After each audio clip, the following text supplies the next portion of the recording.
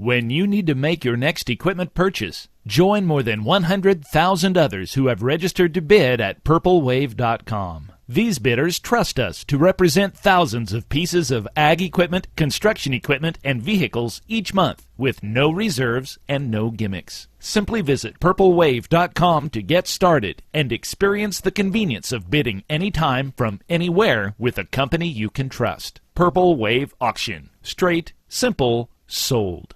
We are at the Nebraska Cattlemen annual meeting in Kearney, joined now by Dave Solverson, who is the president of the Canadian Cattlemen Association. Well, Dave, thanks for coming to Kearney, and you had an opportunity to talk with members of the Nebraska Cattlemen. What'd you tell them?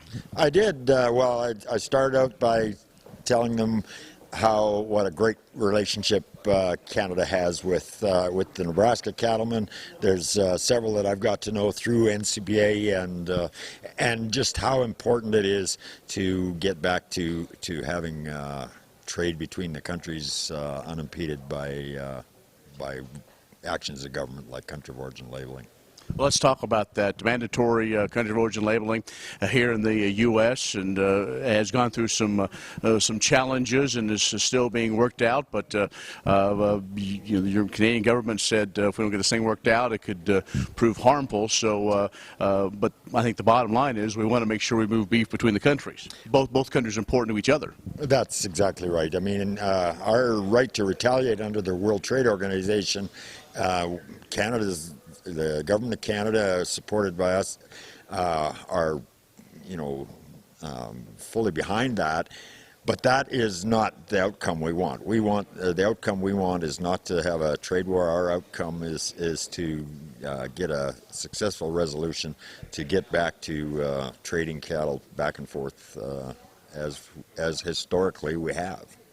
What's the mood in Canada? I mean, are you also patient, or do you want to see this thing resolved so we can move forward? I mean, are you still, going to be okay and let the process work? We are.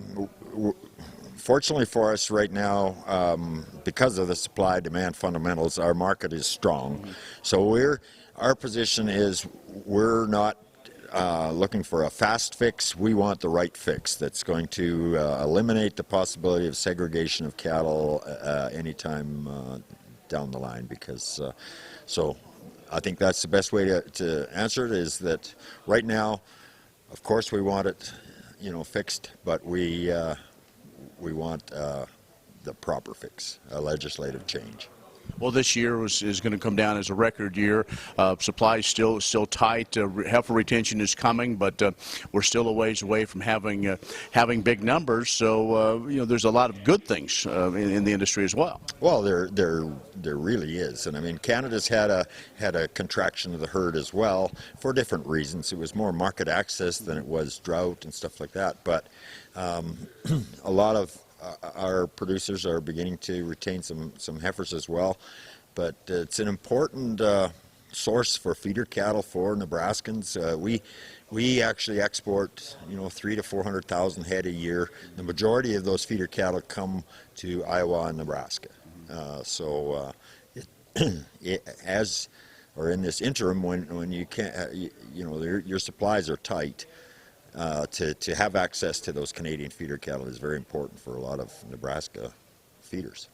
We're talking with Dave Solverson, who is president of the Canadian Cattlemen Association, and an issue here in the U.S. that continues to cause a lot of rancor. Ag Secretary Vilsack has said he wants to create a second checkoff. I think we all know that the value of that dollar here in the U.S. that started the checkoff and working for demand and to communication and education and so on. Many people say it isn't cutting it, but some are saying some are being shut out. So from a Canadian standpoint, how do you view that situation that's going on here in the U.S.? Well, looking in from the outside, I mean, we can see the tremendous the value of the checkoff, and of course the diminishing the fact that it's the same dollar that was started in '85 or '86, I believe. You're down to about 44 cents actually as to what the real dollar. It's I can't get into the second checkoff thing like that, but all I see from the outside is that there's been tremendous work done with the existing checkoff, and we sort of emulate where we have a national checkoff as well for promotion and marketing in Canada. And it was pretty much based on how you operate down here. So. All right. Well, the message that you have to talk with cattle producers here in the U.S. from your standpoint, and President of the Canadian Cattlemen Association, what do you have to tell them? Well, I'd just reiterate the fact that Canada and the U.S. are each other's best partners in trade.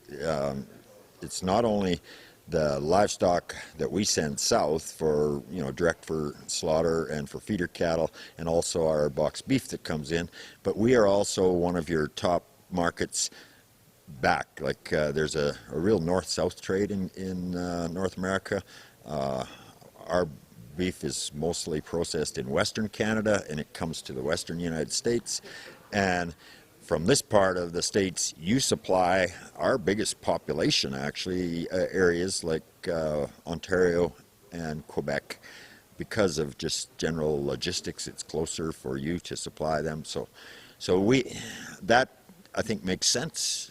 Commerce should go, where it makes sense, and we want to work closely with both governments to make sure there are not impediments to that commerce.